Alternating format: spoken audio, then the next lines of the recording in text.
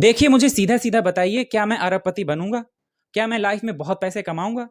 अगर ये क्वेश्चन आपका कोई दोस्त या रिलेटिव अपनी कुंडली ओके, सो इन्होंने शनि के बारे में कुछ इन्फॉर्मेशन दी है, आइए देखते हैं। को देखिए कि वो किस हाउस में, किस पोजीशन में प्लेस्ड हैं।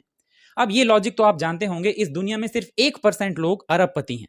और ये कोई कोइंसिडेंस नहीं हो सकता कि हर वो इंसान जिसने अपनी लाइफ में बेहतरीन सक्सेस पाई या बहुत पैसे कमाए, लगभग हर इंसान की चार्ट में सैटर्न यानी शनि की प्लेसमेंट अच्छी मिली है। अब मैं आज आपको सिंपल एक फॉर्मूला और 5 ऐसे हाउसेस बताऊंगा जहां पर शनि की प्लेसमेंट को शायद सबसे अच्छा माना जाता है। शायद इसलिए क्योंकि सिर्फ एक फॉर्मूले से हम किसी कंक्लूजन में नहीं पहुंच सकते, लेकिन हां, एक फॉर्मूले से हम कंक्लूजन तक पहुंचने का रास्ता जरूर तय कर सकते हैं।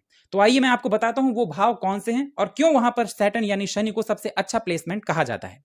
सबसे पहले तो मैं आपको बताऊं कि जब भी शनि नैसर्गिक रूप से अपने मित्र ग्रहों के उन घरों में जाकर बैठेंगे जो काल पुरुष कुंडली के अकॉर्डिंग डिसाइडेड हैं, वहां पर शनि के अच्छे रिजल्ट माने जाते हैं। जैसे शनि अगर जन्म कुंडली के तीसरे भाव में हो तो यहां पर शनि के रिजल्ट बहुत अच्छे होते हैं, क्योंकि ये शनि के मित्र ग्रह बुध का नैसर्गिक रूप से काल पुरुष कुंडली के अकॉर्डिंग एक घर है।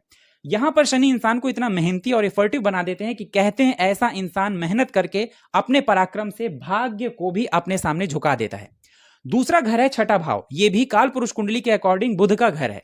यहां पर शनि जब बैठते हैं तो इंसान अपने दुश्मनों के ऊपर, इंसान अपनी बीमारियों के ऊपर और अपनी लाइफ में आने वाली हर्डल्स के ऊपर जीत दर्ज करता है।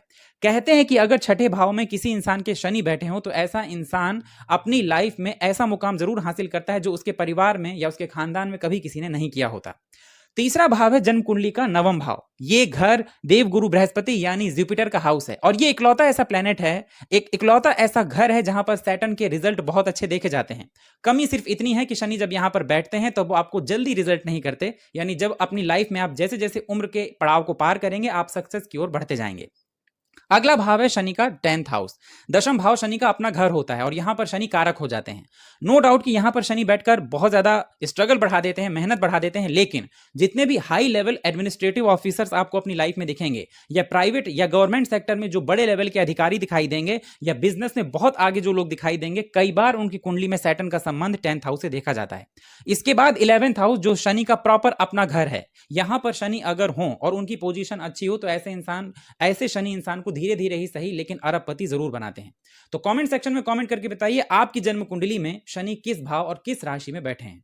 So information is correct but it is incomplete. जब भी हम किसी प्लेनेट के प्लेसमेंट की बात करते हैं तो हमें उसमें 2-3 चीजों का ध्यान जरूर रख लेना चाहिए। जैसे जब शनि की बात होती है तो कुछ लग्न हैं जिनमें शनि कारक हो, तो वो ग्रह जो शनि के नैसर्गिक रूप से मित्र हैं उनमें शनि ज्यादातर कारक होते हैं। सो अगर इन हाउसेज में शनि का प्लेसमेंट देखने के लिए मिलता है आपको रिजल्ट बहुत पॉजिटिव मिलेंगे। वहीं अगर कोई लग्न ऐसी है जिसमें शनि कारक नहीं होता तो पॉजिटिव रिजल्ट आपको कम देखने के लिए मिल सकते हैं एंड स्ट्रगल वहां आपको ज्यादा देखने के लिए मिल सकता है। इसके सिवा आपको शनि की स्थिति का भी ध्यान रखना है। शनि डिग्री वाइज ठीक है या नहीं, या शनि खुद पापक ग्रहों की दृष्टि से तो दृष्ट नहीं हो रहे हैं। शनि की स्थिति एक बहुत बड़ा रोल प्ले करती है के लिए शनि कैसा रिजल्ट कर रहा है। मानिए आपके शनि किसी भी हाउस में है जहां पे शनि बहुत कारक माने जाते हैं लेकिन शनि की स्थिति अच्छी नहीं है, शनि की स्थिति बहुत कमजोर है, तो वहां पे आपको अपने शनि को बल देना है जो उनका पॉजिटिव रिजल्ट है वो आपको मिल सके।